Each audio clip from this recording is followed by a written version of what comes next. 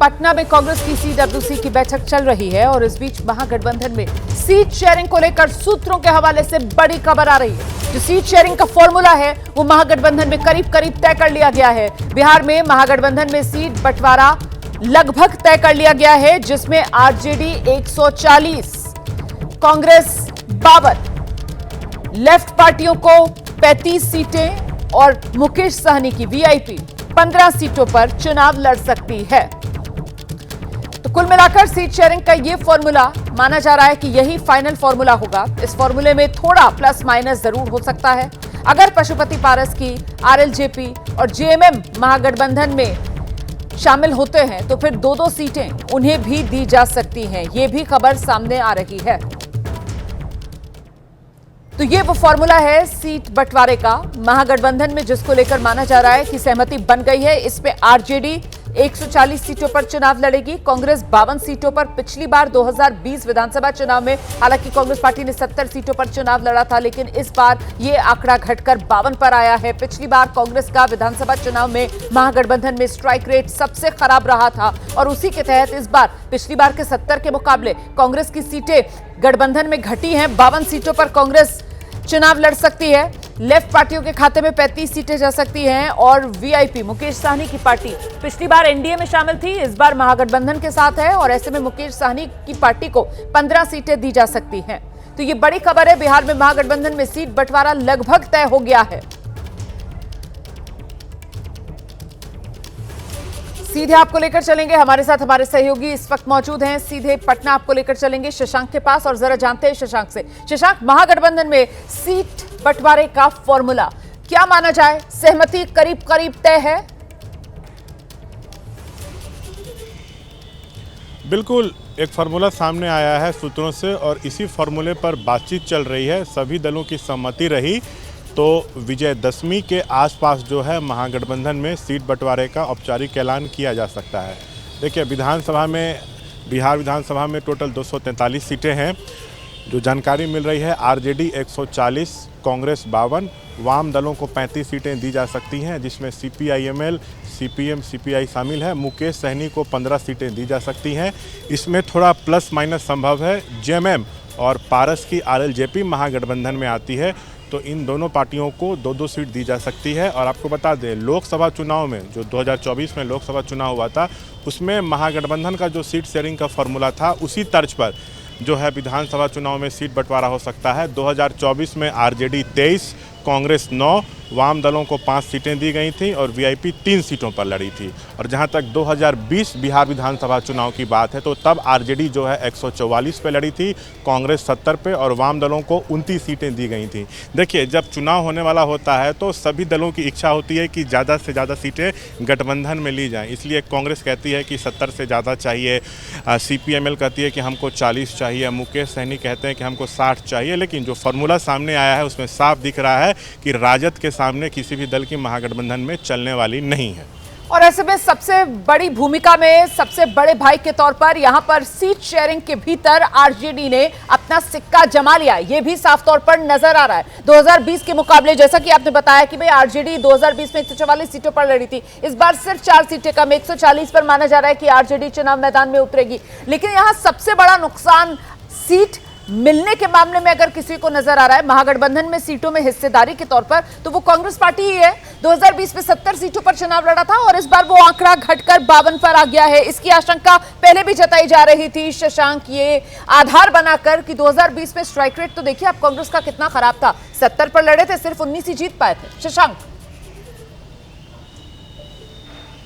बिल्कुल, देखिए, कांग्रेस तो ये आधार दे रही थी कि हाँ, हम लोग का लोकसभा चुनाव में पिछले साल जो है जीतने का स्ट्राइक रेट आरजेडी से ज़्यादा अच्छा था। सो आरजेडी 23 पे लड़ी, सिर्फ 4 जीती, हम लोग 9 पे लड़े और 3 जीते। लेकिन राजद पर कोई भी दल यहाँ दबाव नहीं बना पा रहे हैं। आरजेडी का सीधा एजेंडा सेट है कि हमारा सबसे बड़ा जनाधार है, हमारे पास सबसे बड़ा चेहरा है जो है तेजस्वी यादव।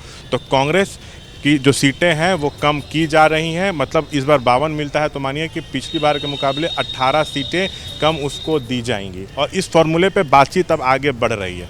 महत्वपूर्ण ये हो जाता है कि मुकेश सहनी, जिस तरीके की डिमांड उनकी तरफ से की जा रही थी सीटों को लेकर, क्या मुकेश सहनी और बाकी जो घटक दल हैं महागठबंधन के अंदर, वो तमाम सहयोगी राजी हो गए हैं? लेफ्ट पार्टियों की तरफ से भी मांग ज्यादा की जा रही थी। 2020 की अगर बात की जाए, लेफ्ट पार्टियों का स्ट्राइक रेट प्रदर्शन बहुत बढ़िया रहा था, तो उस लिहाज से क्या माना जाए, क्या सबको साथ लिया गया है? शशांक,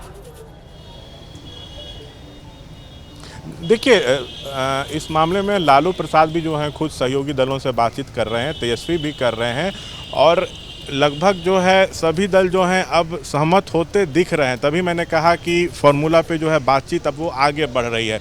और आप देखिएगा, सबसे ज़रूरी यह है कि बिहार की जो सियासत है जाति के इर्द गिर्द घूमती है, तो जातीय समीकरण साधने की भी जो है कवायद जो है वो महागठबंधन में दिख रही है। अब फाइनल निर्णय कब तक होता है सीट शेयरिंग पर यह देखना होगा। और पशुपति पारस और जेएमएम को लेकर क्या जानकारी है? अगर ये भी महागठबंधन में शामिल होते हैं तो दो सीटें दी जाएंगी, तो क्या अगर पशुपति पारस शामिल होते हैं तो वो 2 सीटें आरजेडी अपने खाते से दे सकती है, कांग्रेस शामिल होती है, माफ कीजिएगा, जेएमएम शामिल होती है तो 2 सीटें कांग्रेस अपने खाते में से देगी? क्या इस तरीके की कोई अंडरस्टैंडिंग बन रही है? देखिए, पारस की जो बातचीत है वो अभी अपने अंतिम दौर में है महागठबंधन में शामिल होने को लेकर, लेकिन जेएमएम की बात अब तक जो है वो बन नहीं पाई है। पारस अगर आते हैं तो राजद उनको अपने कोटे से सीटें दे सकती है। बिल्कुल, तो कुल मिलाकर क्या माना जाए, जो सीट बंटवारे का फॉर्मूला है वो फॉर्मूला सुलझाने में क्या एनडीए के मुकाबले आज की तारीख में महागठबंधन ज्यादा कामयाब नजर आ रही है? शशांक,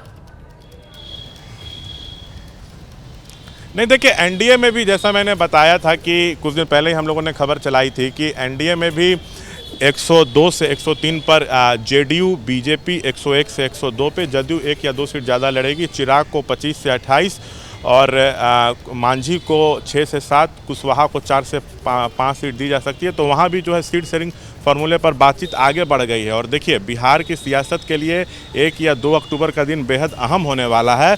एनडीए और महागठबंधन में जो सीट शेयरिंग का जो ऐलान होगा वो 1-2 दिन आगे पीछे करके हो सकता है। दोनों तरफ बातचीत जो है अब आगे बढ़ चुकी है फार्मूले पे। बिल्कुल, लेकिन देखना यह भी दिलचस्प होगा कि उपेंद्र कुशवाहा और चिराग पासवान दोनों को लेकर खबर यह है कि दोनों जो सीट शेयरिंग का फॉर्मूला है उसको लेकर आज अमित शाह से भी मुलाकात करने जा रहे हैं, और इसीलिए कयास ये लग रहा है कि एनडीए के अंदर अभी सीट बंटवारे को लेकर कहीं ना कहीं पेच बाकी है। इस बीच बड़ी खबर मैं आपको बता दूं, सीडब्ल्यूसी की बैठक में मल्लिकार्जुन खड़गे ने बीजेपी पर जोरदार निशाना साध दिया है। उत्तर प्रदेश के मुख्यमंत्री योगी आदित्यनाथ खुद को प्रधानमंत्री का उत्तराधिकारी समझते हैं, ये कह रहे हैं मल्लिकार्जुन खड़गे। आगे उन्होंने कहा, उन्होंने पहले आरक्षण के विरोध में लेख लिखा था, अब उन्होंने जातियों के नाम पर होने वाली रैलियों पर रोक लगा दी है। बीजेपी क्या जाति के मुद्दे पर अपना रुख साफ करेगी? सीधे आपको लेकर चलेंगे। हमारे साथ हमारे सहयोगी दीपक रावत इस वक्त मौजूद हैं। दीपक, योगी आदित्यनाथ का उत्तर प्रदेश में फैसला कि जातियों के आधार पर जो राजनीतिक रैलियां होती हैं अब उसकी इजाजत नहीं दी जाएगी, इसी को लेकर क्या एक कदम आगे बढ़कर आरक्षण तक की इस बात करके यहां महागठबंधन और खासतौर से कांग्रेस की रणनीति साफ नजर आ रही है बिहार में घेरने की एनडीए को?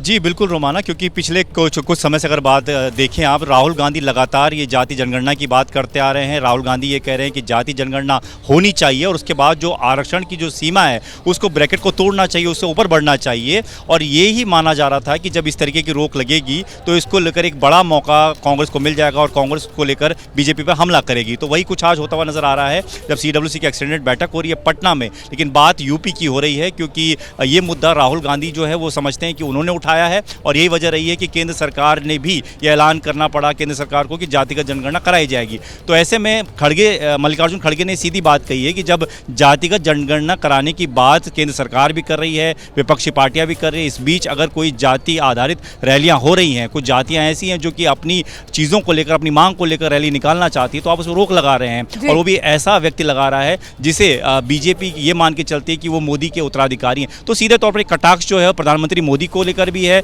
योगी आदित्यनाथ को लेकर भी है, और कांग्रेस जिस मुद्दे को लेकर देश भर में आगे बढ़ रही है, जातिगत आधारित जो राजनीति उसको आगे लेकर बढ़ रही है, उसको लेकर एक बड़ा मौका लगता है कांग्रेस को मिल गया है, जिसको लेकर वो अटैक कर रही है। आप बिल्कुल सही कह रहे हैं। देखिए, जाति आधारित रैलियां राजनीतिक उत्तर प्रदेश में नहीं होंगी। योगी सरकार का यह फैसला, और इसी को लेकर अब सीधे मुद्दा आरक्षण का सामने लाकर कांग्रेस की तरफ से घेराबंदी बीजेपी की जा रही है, और वो भी बिहार में, जहां अब विधानसभा चुनाव होने को है।